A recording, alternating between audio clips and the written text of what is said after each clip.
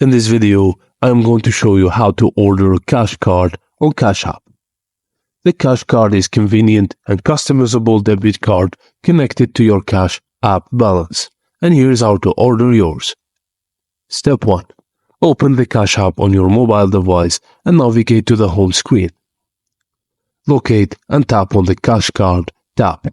This tab is typically found on the home screen of the Cash App.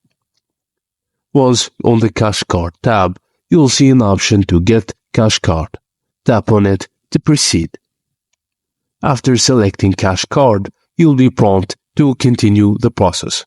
Tap on the Continue button to proceed with ordering your Cash Card. Follow the on-screen instructions provided by Cash App to customize and order your Cash Card. You're likely to be asked to provide personal information and choose design options for your card.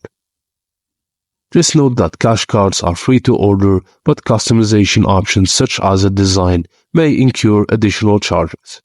You can choose from a variety of design options for your cash card, including custom designs and unique colors. And that's it, guys. Thank you for watching, and please don't forget to like and subscribe for more.